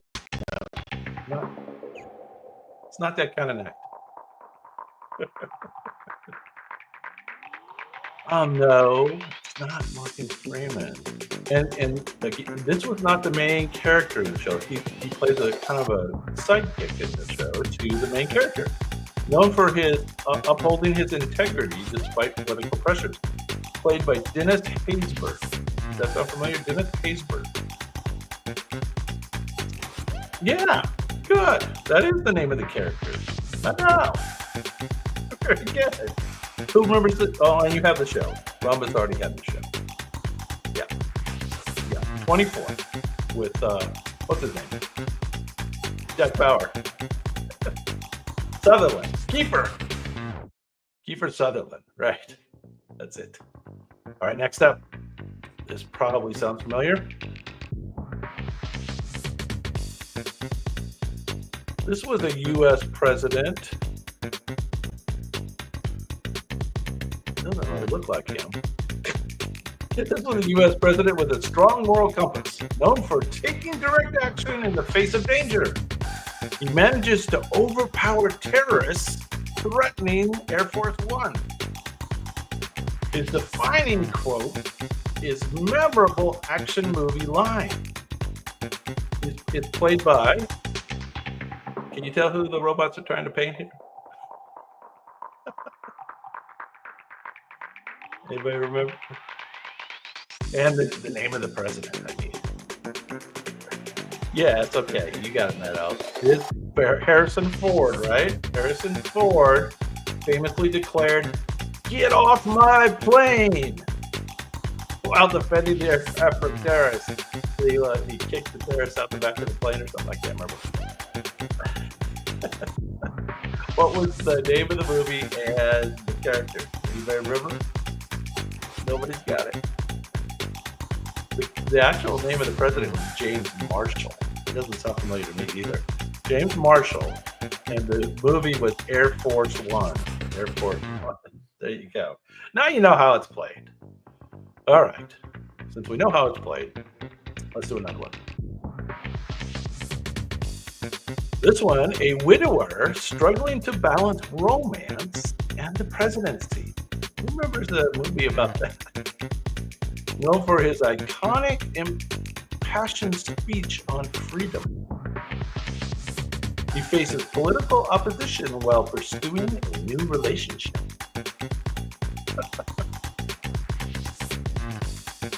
Okay. His relationship becomes a national talking point. All right. Does anybody remember that storyline from a movie? Who's it look like? I think the robots are painted pretty accurately. It looks like. No, this isn't Dave. Good. Oh, there you go, Vidal. You got it. You got it. This is Michael Douglas. And anybody remember the President's Day for the movie? Andrew Shepard was the day for the president. Andrew Shepard, and it was called The American President. And it was a romance. Oh. Okay, you'll know this one. Known for her dry humor and sharp wit, she frequently deals with political blunders and mishaps. She begins her journey as vice president before rising to president. A comedic portrayal of the chaotic political world. All right, those are all good clues. Who's the actress? What's the name of this show? And what's the name of the character? The character is the hardest on all these. So, actor's probably the easiest. Known for her dry humor and wit, she started as vice president before rising to president. Yeah. Oh, okay, you got the show. Adele's got the show. Beep. Beep. Who remembers the actress? And the character's name. Anybody? Julia Louis-Dreyfus. And the character's name is Selena Meyer. I never remember that either. All right, next up. You might remember this. A former fighter pilot before becoming president. Yes, she was on Seinfeld. This guy leads humanity in a desperate battle for survival. He delivers a memorable speech rallying the world against aliens. He commands from the front lines during the alien invasion. Okay, that's the actor. You've got the actor. How about the character or the movie? That is the actor. Bill Pullman is the actor. Independence Day is the movie. Very good. You got that. Now let's all work together and get the character. The character is the hard thing in all these, isn't it? It's like not really important, right? It's like a name that they come up with. This was Thomas J. Whitmore. Doesn't even ring a bell, does it? Thomas J. Whitmore. Independence Day. There you go. Learn something every day. Now you might know this one though. This name is memorable. There you go. Known for breaking the fourth wall, speaking directly with the viewers. He begins his ascent as a vengeful vice president. He strategically manipulates his way to the presidency. His ambition knows no moral boundaries. No, it tells us. So who's the actor? What's the show? And you're gonna know this character. Guarantee it, you're gonna know this one. Strategically manipulates his way to the presidency. There's the actor. Stewart has the actor. Kevin Spacey. So what's the name of the show? And then what's the character's name? And I think you're gonna remember it. Great show. You guys, I don't know if you ever haven't watched that. You definitely bingeable. No, this isn't Scandal. It's not Scandal. Hang on to that. That might be one of the next ones, though. I don't know. Oh man, House of Cards is the show, and the guy's name is Frank Underwood. Frank Underwood, right? Yeah. Okay, now you remember it. There you go. All right, next up. Oh, who was saying something about Scandal? This guy has a tumultuous affair with a political fixture of the U.S. His administration is marked by intense public scrutiny. He often is caught between his personal desires and public duty. This is, of course, a series on Netflix or something, I think. He frequently finds himself embroiled in scandal.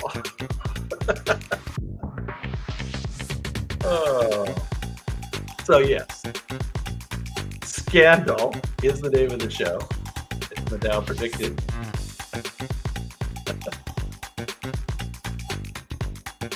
Oh, and you have the actor, Tony Goldwyn. Yes, correct.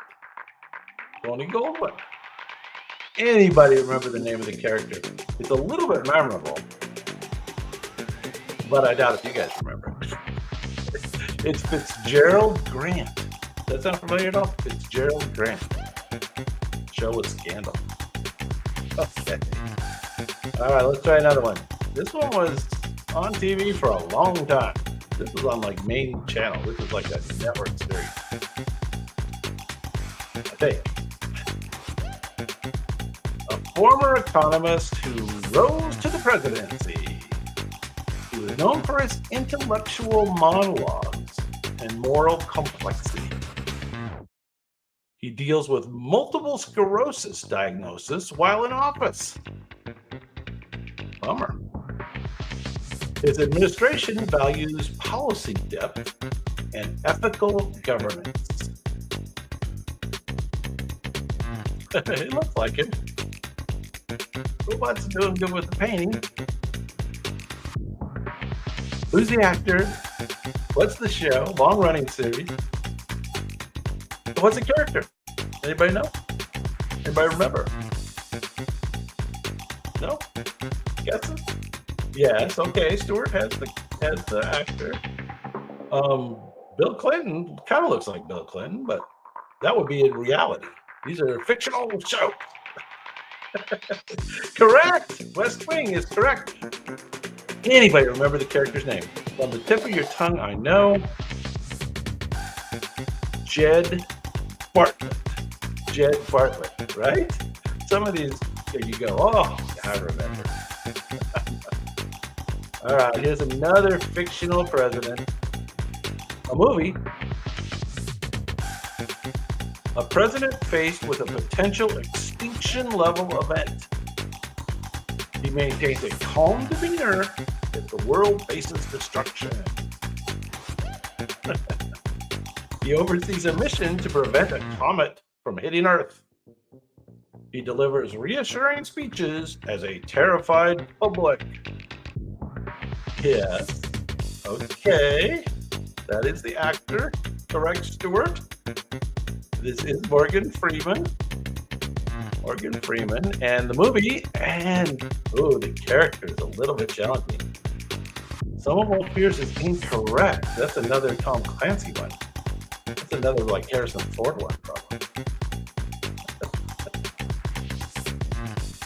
Or was Morgan Freeman in that one too? I don't know.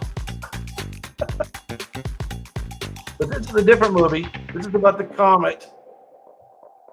played by Morgan Freeman, showcasing a president's grace under pressure.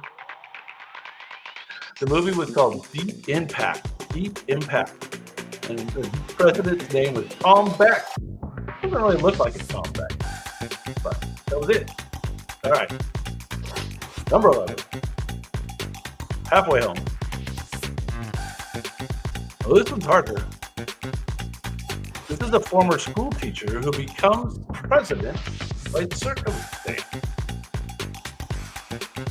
She's known for making morally complex decisions for survival. Now, this is part of a bigger series. Let me say that. The series isn't all about the president of the United States. She just plays that character within the overall series. How's that? The presidency is marred by internal and external threats. She guides a fleet of survivors in search of a new home. This look or sound familiar to anybody? It's pretty hard. So I'm going to give you the name of the series first. This was part of Battlestar Galactica, if you can believe it or not. That's not familiar at all. Battlestar Galactica. Yes, okay, you got it, Roman. Got it. And who's the actress? Who's the actress? Or I doubt if you're going to know the character. The character. The character's name was Laura Roslin, which I don't know. I never got that. But Mary McDonnell. Mary McDonnell was the actress. Fairly well known. Okay, next up. This is a movie. This is a movie about a real president. A real life president brought to the screen. Known for a famous series of televised interviews. The scandal of his time was called Watergate.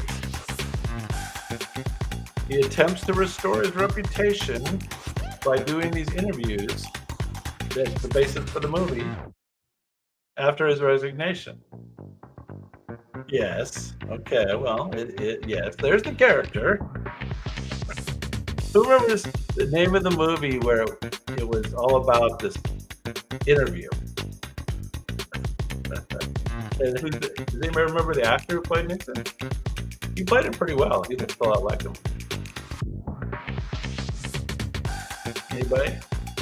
Name of the movie. Name of the movie. It was a kind of an interesting name of the movie. And the character. Anybody know? So the name of the movie was Frost Nixon. It's Frost/Nixon. Interesting.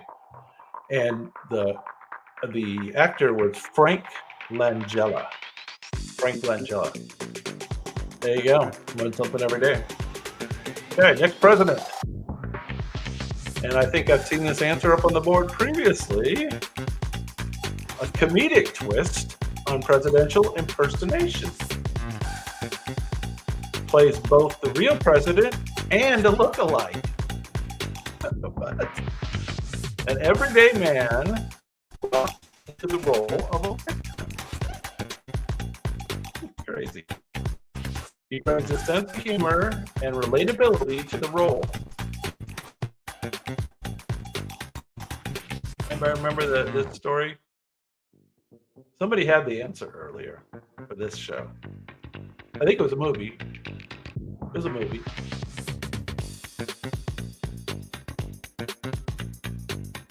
Yes, Rhombus. That's the name of the movie.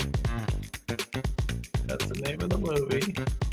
And that's one of his characters. He played, I guess, both the president and the actor pretending to be the president, which I hardly remember this. I kind of remember it, but not really.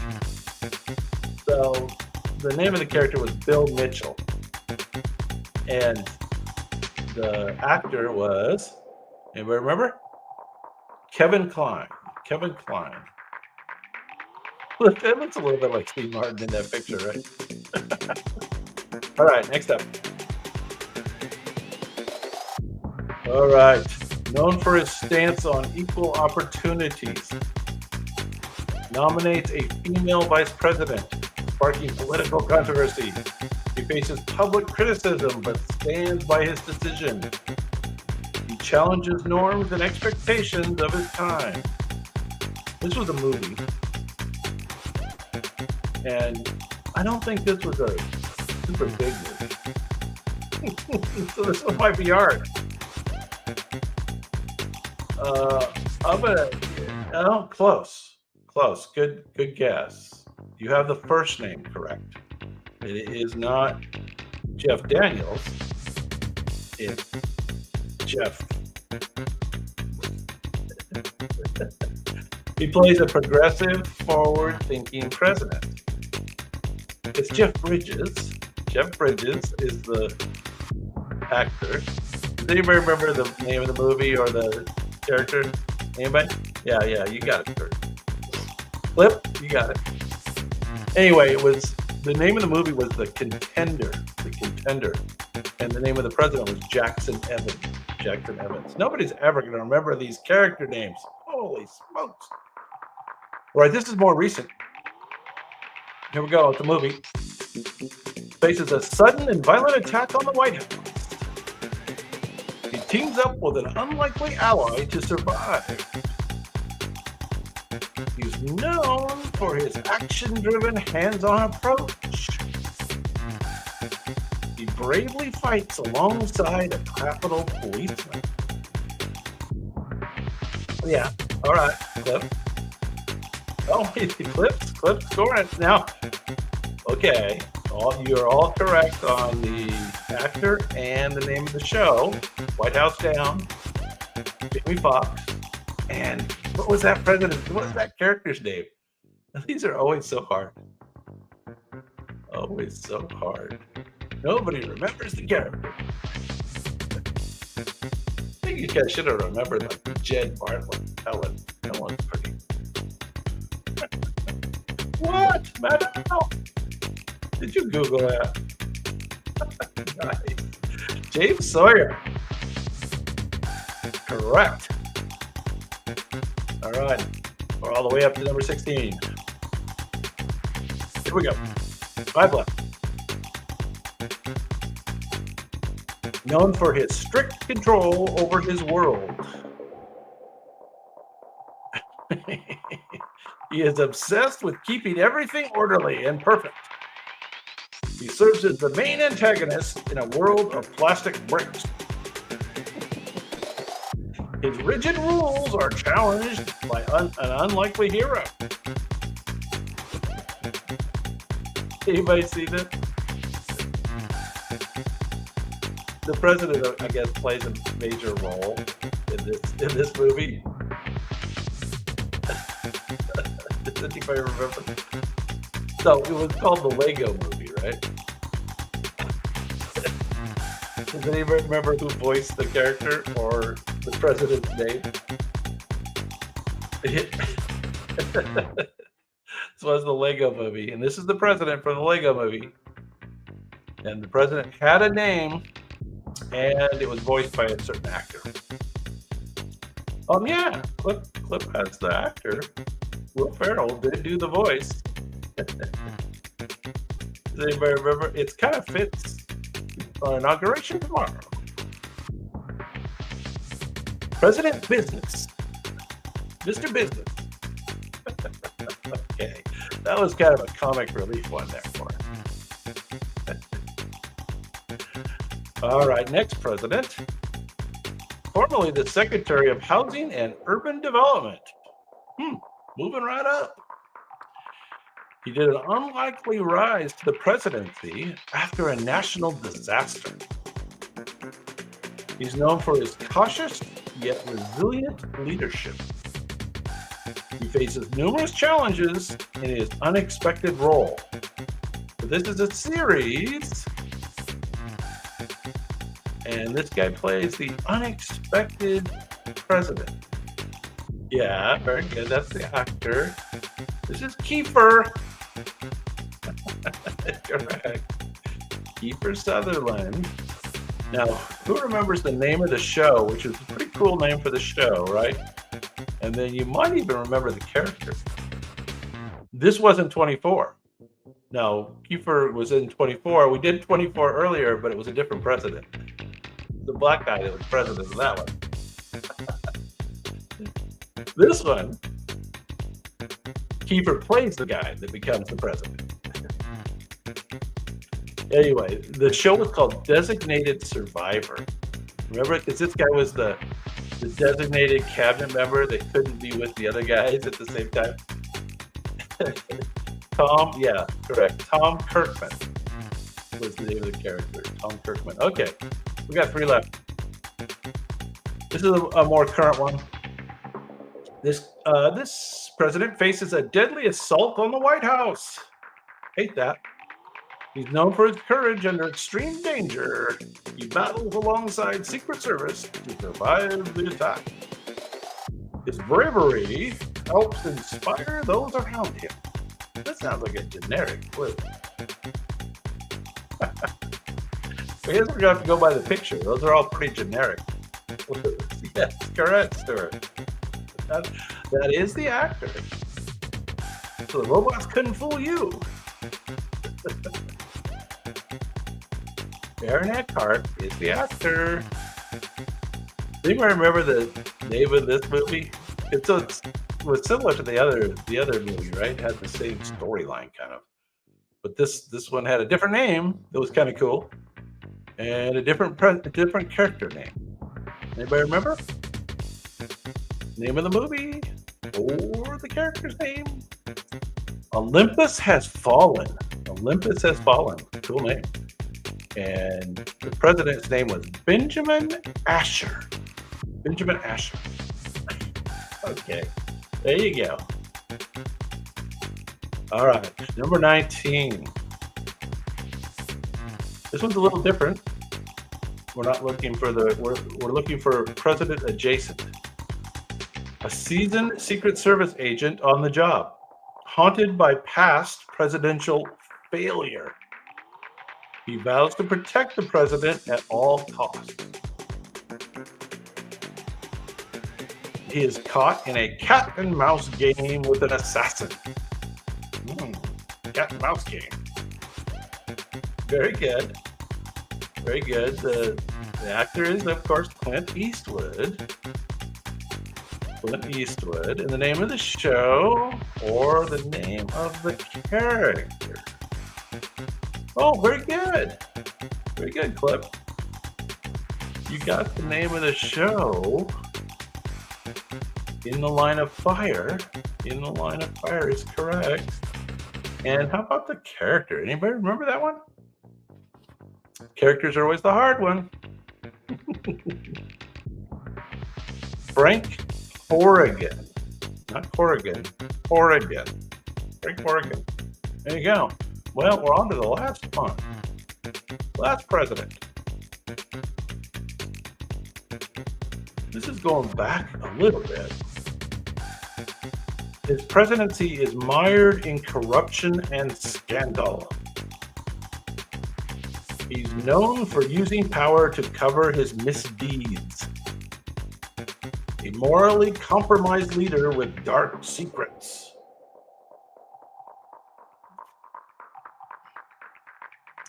He faces exposure from a skilled, determined intruder.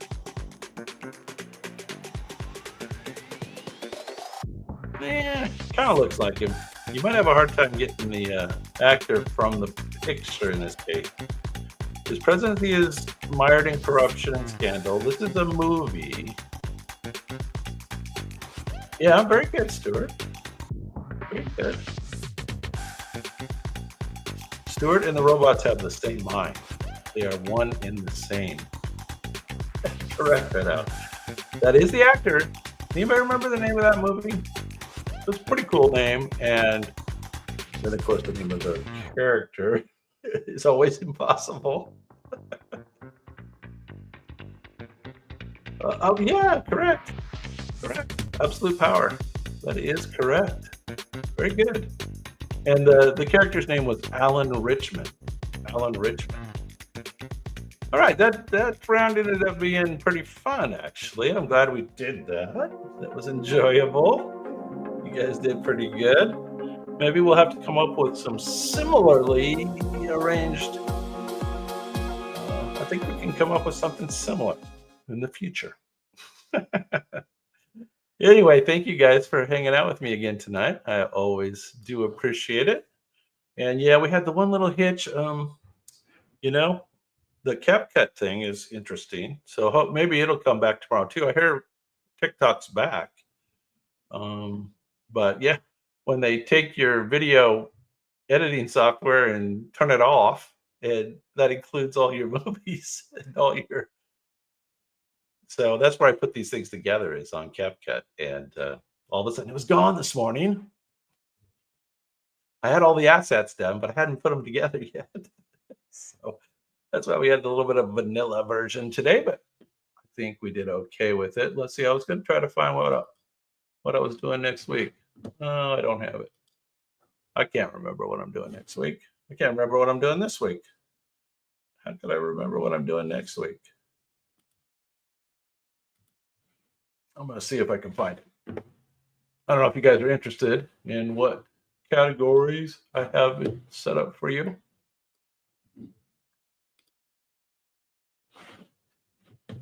Oh, let's see. List development. Down here, we've got,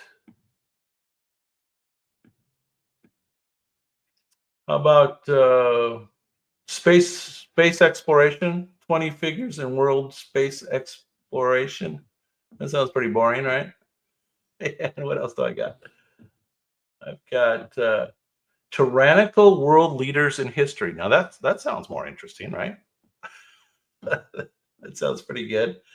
And then what else do I have? Probably you're not going to like the next one. Famous women in U.S. history. There you go. So I have those three lined up for us next week. Yeah, it was kind of a mixed bag tonight. It was some easy, some hard in each category. It was kind of like a few easy ones thrown in with mostly hard ones.